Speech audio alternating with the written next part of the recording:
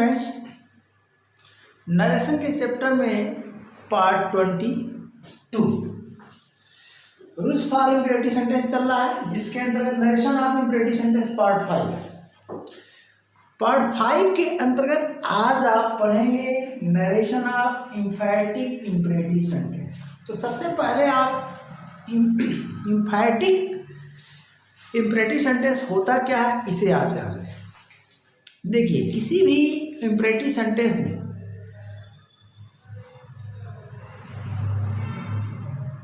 आप जरूर शब्द लगा करके या अवश्य शब्द लगा करके बोलते हैं तो वह इंफैटिक बन जाता है। जैसे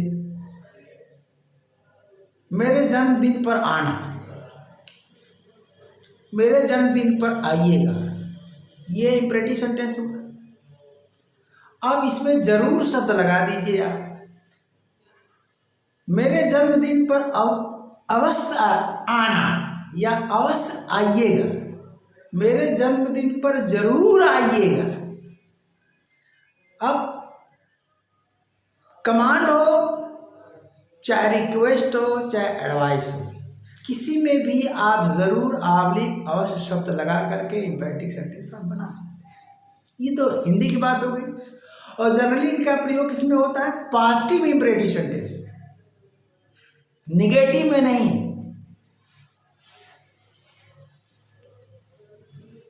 निगेटिव में जैसे अंदर मत आओ, अंदर जरूर मत आओ, जरूर मत आओ, ऐसा नहीं बोला जा सकता। अंदर अवश्य मत आना, ऐसा नहीं बोला जाता है। तो पॉजिटिव जो इंपरेटिव सेंटेंस है, वीडियो बन चुकी है, क्लास में ले चुका हूँ। 3 तरह के होते हैं command sentence, positive command sentence, positive request, positive advice और सजेशन। इन तीनों वाक्यों में जरूर अवश्य शब्द लगा करके आप हिंदी का इंफैटिक इंपरेटिव सेंटेंस बना सकते हैं। अब उसके लिए इंग्लिश में क्या करना रहता है? क्योंकि आप जानते हैं कि इंपरेटिव सेंटेंस बेयर इन्फिनिटिव से स्टार्ट होता है, तो इंग्लिश में वर्ड डू का प्रयोग करके जरूर के लिए अथवा अवश्य के लिए आप इंग्लिश में भाव व्यक्त कर सकते हैं। तो हम स्ट्रक्चर बना दे रहे हैं, आपको दिखा दे रहे हैं, ठीक ना। डायरेक्ट नरेशन में अगर रिपोर्टेड स्पीच में इंफैटिक इंपरेटिव सेंटेंस प्रयुक्त होता है तो फिर क्या किया जाता है? उसके लिए सिंपल है, बहुत टफ नहीं है।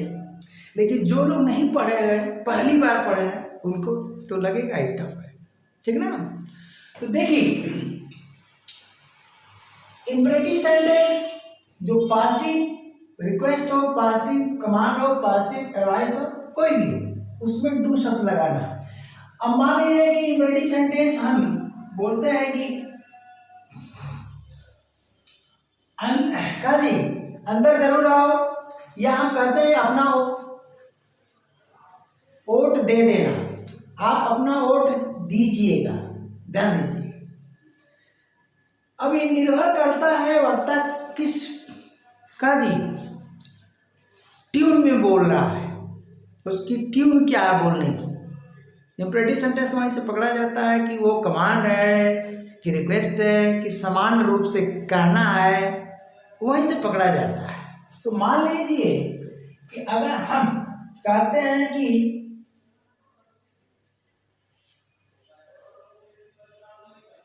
कास्ट योर वोट, ठीक, अपना वोट जरूर देना, अपना वोट जरूर डालना। अभी नहीं आप बोल सकते हैं, क्योंकि अभी यह ऑर्डिनरी इंपरेटिव सेंटेंस है। जिस इंपरेटिव सेंटेंस में जरूर अवश्य शब्द नहीं आता है, उस इंपरेटिव सेंटेंस को ऑर्डिनरी इंपरेटिव सेंटेंस कहा जाता है। इस तरह से जो इंपरेटिव सेंटेंस की 2 कैटेगरी हो जाती है, एक ऑर्डिनरी सामान्य इम्परेटिव सेंटेंस, और एक होता है इम्फैटिक यानी दृढ़ता सूचक, इम्फैटिक इम्परेटिव सेंटेंस, दृढ़ता सूचक विध्यर्थक वाक्य।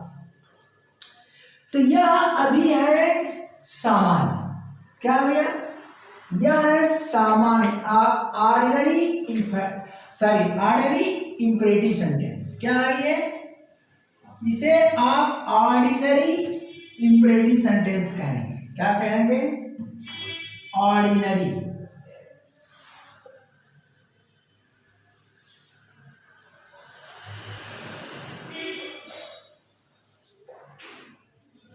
ठीक, यहां आप सेंटेंस लिख लीजिएगा, आ रहा हो। अब चलिए, अर्थ क्या हुआ, अपना वोट दे देना, अपना वोट देखिए दे देना। अब इसका अर्थ अगर आप लेते हैं कि अपना वोट दे देना, इसका मतलब कि ये कमांड सेंटेंस है। ध्यान दीजिएगा, अगर ऐसा, ठीक ना, भाव लिखते हैं तो अब ये भाव आप पर डिपेंड करता है कि कौन सा भाव आप ले रहे हैं, ठीक ना। तो इसमें क्या क्या आ सकता है, अभी मैं दिखाता हूं आपको। अब इसकी दूसरी मीनिंग मैं देता हूं, अपना वोट दे दीजिएगा।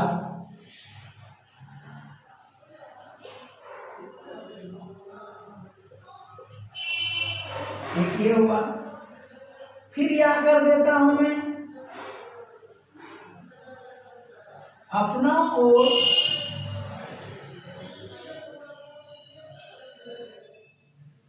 सीधा लिख दे रहा हूं, दीजिएगा।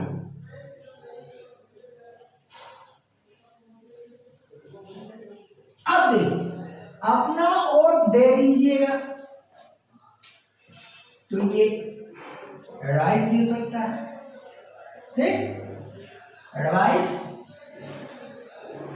भाव एडवाइस में जा रहा है, अब सजेशन में जा रहा है। अपना वोट दीजिएगा, दीजिएगा, ये ट्यून है, अपना वोट दीजिएगा। इसका मतलब कि ये आग्रहपूर्वक, क्या है, निवेदन, सुझाव भी हो सकता है, आग्रहपूर्वक सुझाव। तो जब आग्रहपूर्वक सुझाव होगा तो रिपोर्टिंग वर्क, देखिए आग्रहपूर्वक सुझाव,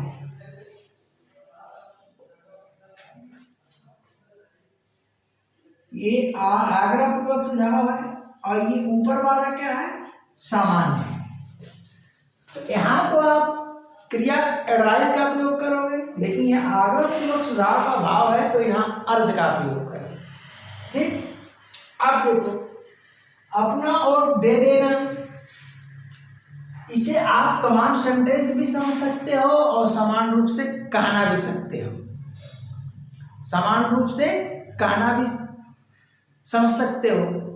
तो वोट देने के लिए बताइए कमांड किया जाएगा किसी को, नो भाई। स्ट्रक्चर तो ये कमांड सेंटेंस जैसा है, लेकिन वोट देने के लिए आप आर्डर नहीं दे सकते हैं, वह उसका मताधिकार है, उसकी मर्जी है, दे या ना दे, किसे दे, ठीक। तो यहाँ पर कमांड सेंटेंस लिखना गलत है। तो ये क्या है, ऑर्डिनरी इंपरेटिव सेंटेंस है, यानी समान रूप से, ऑर्डिनरी तो सब है पूरा, ठीक ना, चाहे जो भाव दे। यहां पर जो भाव है समान रूप से कहना, क्या है, सामान्य रूप से कहना, इस चीज को आपको समझना है। तो अगर इसका हम प्रयोग करते हैं कहां पर, रिपोर्टेड स्पीच के स्थान पर, तो अभी यह क्या है, ऑर्डिनरी इंपेरेटिव सेंटेंस है, तो इसको जो बदलने का नियम है भाई, वेयर इंफिनिटिव को हम इंफिनिटिव में चेंज करते हैं, रिपोर्टिंग वर्ब को चेंज करना रहता है भावानुसार। तो मान लीजिए कि यह सेंटेंस, सेम सेंटेंस को हम बनाते हैं, अभी यहाँ इंपेरेटिव नहीं है, मैं दोबारा इंपेरेटिव बना करके दिखा दूंगा। इसको हम क्या करते हैं, पहले ऑर्डिनरी इंपेरेटिव सेंटेंस के रूप में चेंज करते हैं, यानी इसको हम डायरेक्ट बना देते हैं, ही सेड टू मी, बना दिया। अब इसका अगर हम इनडायरेक्ट लेते हैं, ठीक ना, तो इनडायरेक्ट नंबर 1, अगर यह भाव है अपना वोट दे देना, यानी सामान्य रूप से कहना, अगर यह भाव है तो रिपोर्टिंग वर्ब को आस्क में बदल देंगे, किसमें बदल देंगे, ही आस्क्ड मी कर देंगे, और वेयर इंफिनिटिव को हम इंफिनिटिव में चेंज कर देंगे, टू कास्ट, और पर्सन का चेंज असर्टिव सेंटेंस के नियमानुसार कर देंगे। तो योर है तो मी से बदलेगा, तो क्या हो जाएगा, माई ओट हो जाएगा। एक यह इनडायरेक्ट बन गया। अब दूसरा बनाइए आप, ठीक है, मान लीजिए यह भाव है, एडवाइस का भाव है, कोई परामर्श देना, अपना वोट दे दीजिएगा, भूलिएगा मत, ठीक है ना। तो इसका मतलब यह हुआ कि ही एडवाइज हो गया, ठीक, he advised me, he advised me to cast my vote. चलिए मान लीजिए कि इसका भाव यह है, आग्रह पूर्वक सुझाव है, तब हम क्या करेंगे, तब ही अर्ज्ड कर देंगे, क्या कर देंगे, ही अर्ज्ड कर देंगे, ठीक है। चलिए भाई, ही अर्ज्ड कर दिया, वह मुझसे आग्रह पूर्वक निवेदन किया, ठीक, उसके बाद काश तुम्हारी वोट कर देंगे, ये बन गया। तो पहले तो आप इन्हें जानेंगे, यानी पार्टिक इंपेरेटिव सेंटेंस का जो क्लास मैंने लिया है, नरेशन पार्ट 18 में बताया है, किसमें बताया है, नरेशन पार्ट 18, 18वां क्लास में मैंने बताया है।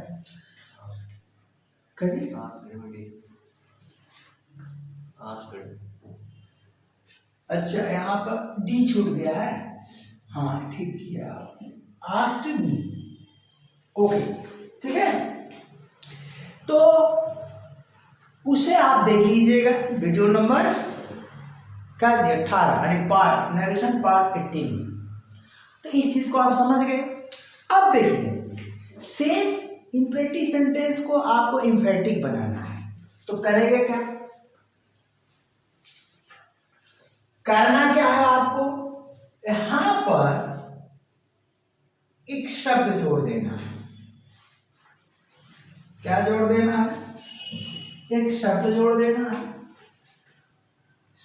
कास्ट के पहले, इसको हम स्मॉल कर दे रहे हैं, क्या कर दिए भैया, स्मॉल, और यहां पर हम डू लगा दें, ऐसे डू, डी, ठीक ना जी, डू।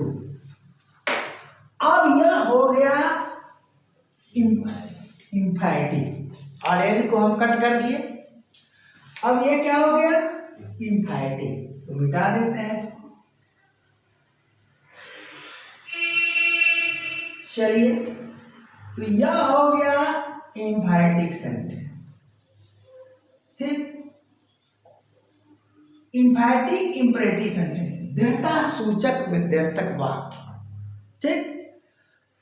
अब हिंदी में क्या जुड़ेगा, इस डू के लिए जरूर या अवश्य शब्द, तो देखिए अपना ओट यहां पर जुटेगा, ठीक ना, जरूर, आमिर, अवश्य, जुड़ गया,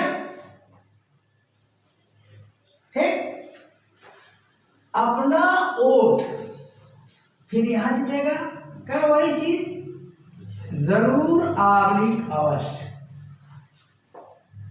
जरूर ऑब्लिक अवश्य। फिर यहां जुटेगा जरूर ऑब्लिक अवश्य। ये देखिए चेंज हो गया, परंतु यह भाव वही रहेगा, उसमें कोई परिवर्तन नहीं होगा। फर्क यही हुआ कि ऑर्डिनरी सेंटेंस चेंज हो गया इम्पेरेटिव। तो आपको करना कुछ नहीं है, इसको भी हमने कहा क्या, मान ली ये नहीं है, इन्वर्टेड कामाज नहीं है, इन्वर्टेड कामाज नहीं है, तो ये क्या है, इम्पेरेटिव इम्पेरेटिव सेंटेंस है। और जैसे इन्वर्टेड कामाज में हम बंद कर रहे हैं, तो आपको स्पीकर और रिपोर्टिंग वर्ब तो लगाना पड़ेगा, ऑब्जेक्ट भी लगाना पड़ेगा डायरेक्ट नरेशन बनाने के लिए। तो हमने कर दिया एक ही वाक्य में, उसी में कर, ठीक है। अब करना कुछ नहीं, इसका इनडायरेक्ट बनाते समय आप इसको आप कर दोगे ड्राफ्ट। क्या कर दोगे, ड्राफ्ट। क्या हो जाएगा, ये जो चीज है ये हो जाएगी ड्राफ्ट। ड्राफ्ट का मतलब इसे आप विलुप्त कर दोगे, ये ड्राफ्ट कर दोगे, बाकी वही नियम लागू कर दोगे। बस डू को आप हटा दो सिंपली, और यहाँ बेयर इन्फिनिटिव को इन्फिनिटिव में चेंज कर दो, बाकी वही तीन फिर मिलेगा। बस सिंपल चीज है। तो आपने क्या सीखा भाई, ऑर्डिनरी सेंटेंस में हम डू लगा देते हैं तो इम्पेरेटिव बन जाता है, यानी ऑर्डिनरी इम्पेरेटिव सेंटेंस में अगर हम डू लगा दें तो वह बन जाएगा इम्पेरेटिव इम्पेरेटिव सेंटेंस। लेकिन डायरेक्ट से इनडायरेक्ट बनाते समय सारा नियम वही रहता है। डू को हम क्या करते हैं, ड्रॉप कर देते हैं। ड्रॉप करने के बाद रिपोर्टिंग वर्ब को भाव के अनुसार चेंज कर देते हैं। तो इसके तीन भाव हैं, देखिए, समान रूप से कहना तो आस्क हो गया, सुझाव देना एडवाइज हो गया, और आग्रह पूर्वक क्या जी, सुझाव देना, आग्रह पूर्वक सुझाव देना, तब क्या हो जाएगा, अब जगह आप प्रयोग करोगे।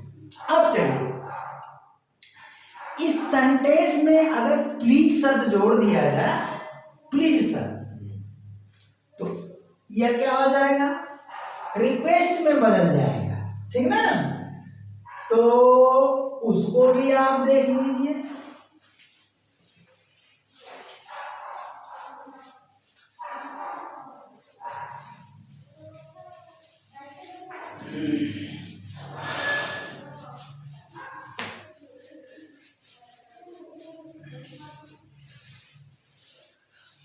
प्लीज शब्द चाहे आगे जोड़ो चाहे पीछे जोड़ो, कोई दिक्कत नहीं होगी।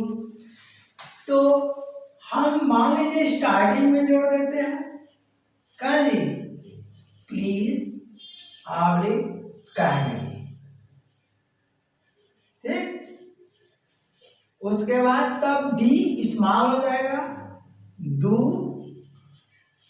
Cast your vote, your vote, ठीक है भैया, योर ओट। अब ये हो गया। अब इस सेंटेंस को चाहे आप ऐसे लिखो, ठीक, या आपने करके यहां पर हम लिख दे रहे हैं, क्या जी, डू कास्ट योर ओट, फिर कामा और प्लीज आवड़ी, आया कि नहीं, काइंडली आ गया ना ये। तो चाहे आप प्लीज आवड़ी काइंडली का प्रयोग शुरू में करो या बाद में करो, ठीक है, बात बराबर है। अब देखिए, अब अर्थ क्या हो गया, कृपया रुपया कभी अपना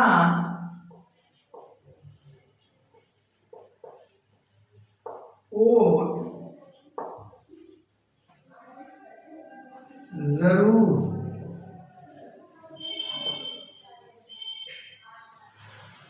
दीजिएगा।